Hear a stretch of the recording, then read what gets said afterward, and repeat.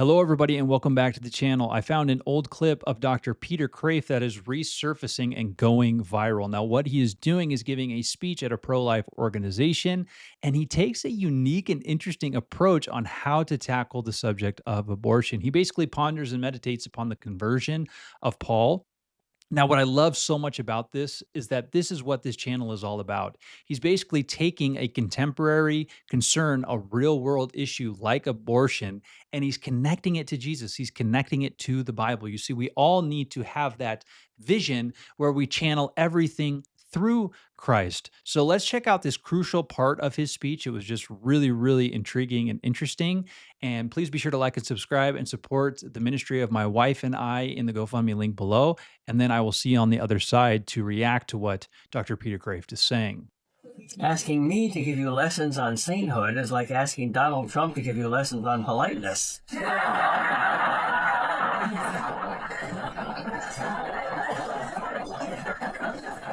So what can I talk about? Perhaps nothing that you don't already know. So it has to be something you do already know. But to avoid repetition and boredom, it has to be a little more serious, a little more in-depth, a little more radical than before. Maybe a little more literal. Maybe one of the things we all believe and all take for granted is in fact more literal than we think. And maybe that will be startling to us. What might that be? Probably something in the Bible. That's certainly the most startling book in the world. The most radically inside-out and upside-downing book ever written. Has anyone ever preached a crazier sermon than Jesus' Sermon on the Mount? Nietzsche called for a re-evaluation of all values, and he thought of himself as a radical, but he was a piker compared to Jesus. Has anyone ever made a wilder claim than he did? The man of sorrows, who popped out of a mother's womb as a little baby and had to learn to speak, and who got himself crucified as a common criminal, this man claimed to be God. If you want to be shocked, go to that book. It's not a book, it's a lightning storm. All right, let's pick one passage.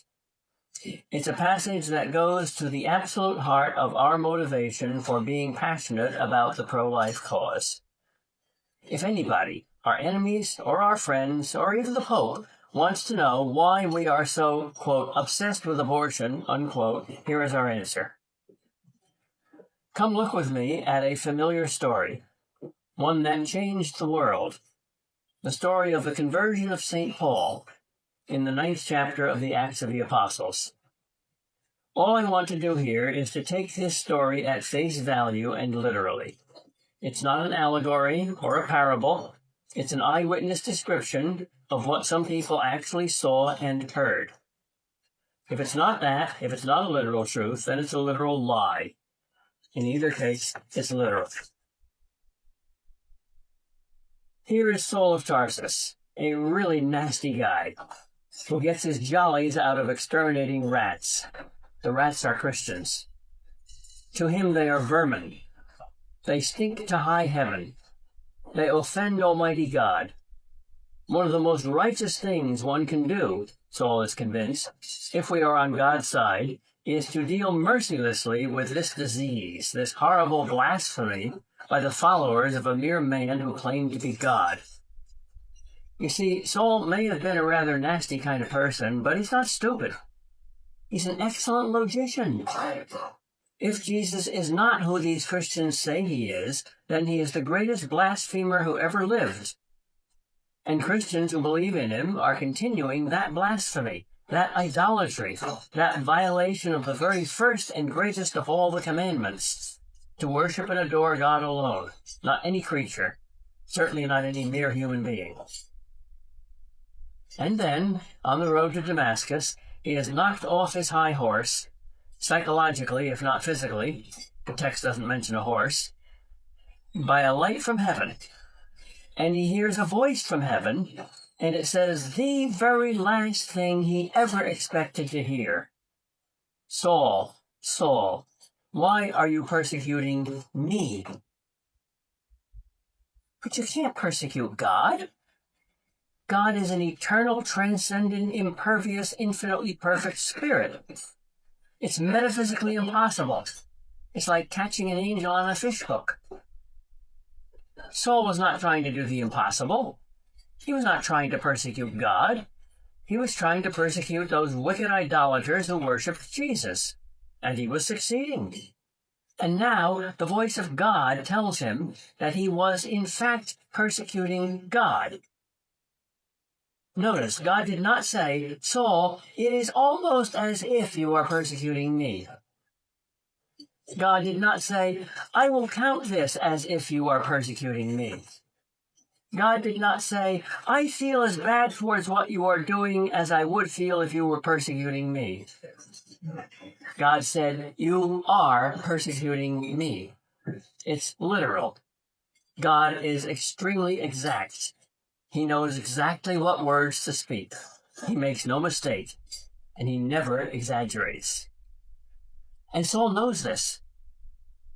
And this makes his whole world fall apart, because he now realizes that the one thing he thought he knew best, the one thing he was absolutely certain of, the foundation of his whole life, namely his knowledge of the true God, was wrong. It was almost as if God had announced that he was an atheist.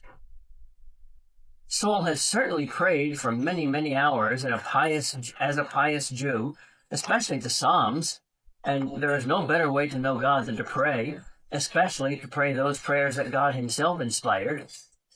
And now Saul has to admit that he did not know God after all.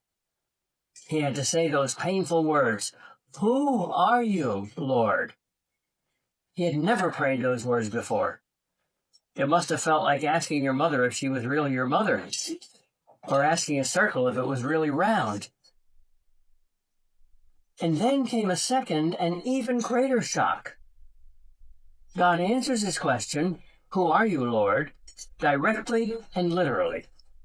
The answer is not mystical, like God's answer to the same question that Moses asked when he saw the burning bush. He did not say, "I am who I am." That was a mysterious name. In Hebrew, the word I am does not distinguish between the present tense and the future tense, so that the word can equally well be translated, I will be who I will be. In other words, you cannot pin me down. You can't give me a human name, as the pagans often did to their gods. I am not Zeus or Osiris or Baal. Saul knew that.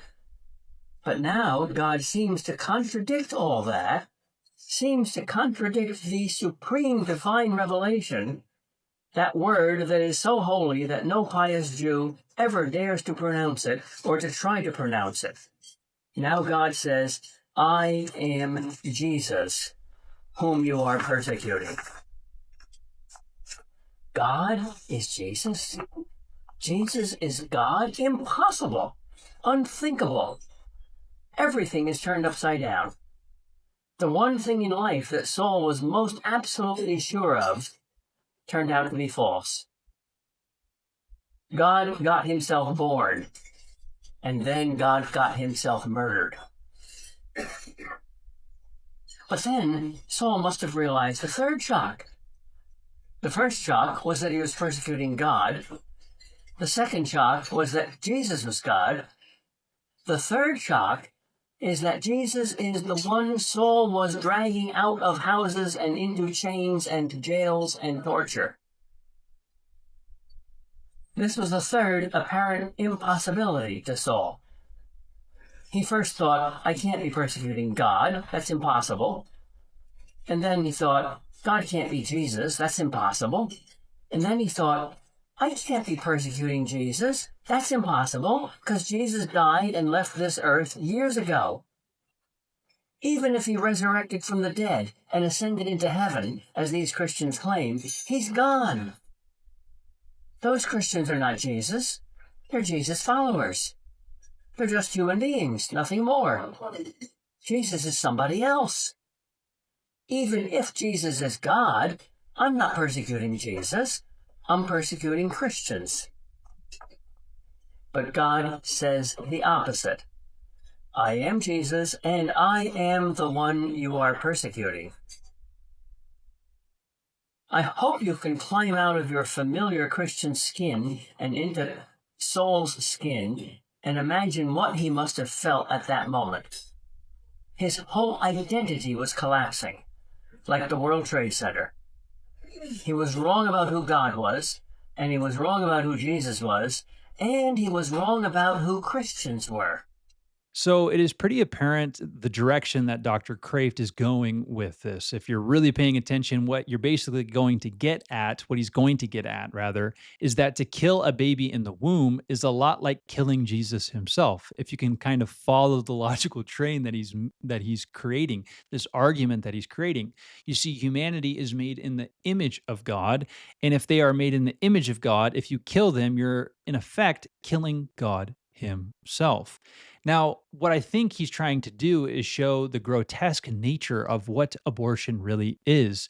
You see, the issue here fundamentally is a theological one, and it connects to God himself, what he has revealed in Jesus Christ about how he has united himself to human nature, divine nature and human nature coming together, so that when we take a baby's life and it has a human nature, it really is a part of what God has created, and therefore you are in effect undoing something that God has created. And so it's a very, very big issue. It's not simply, oh, let's talk about rights, or oh, let's talk about when conception actually happens. Oh, let's talk about, is it really a baby at conception, or when is it conscience, or all of these things.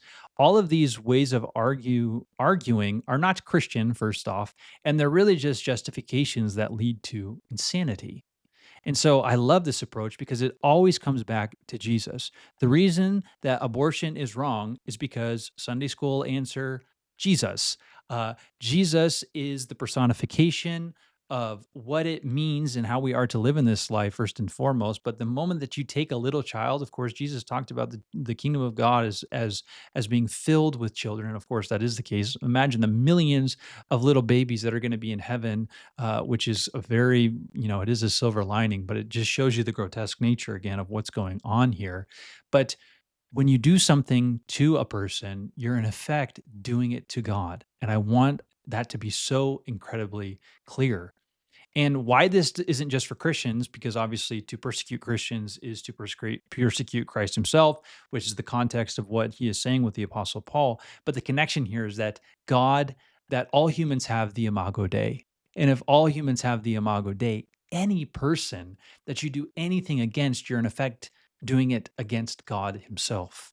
Do you feel the weight of what he's saying? This needs to get out. This is a great way of just arguing in general, a great argument, not in the sense to win, but to point people back to the gravitas, the gravity, the weightiness of why these issues like immigration and how you treat people, it's really how you're treating Christ, abortion, if you're killing a baby, you're in effect killing God. Like, this is a great way to have a Christocentric worldview that helps people to understand how you might actually think about these contemporary concerns and real world issues.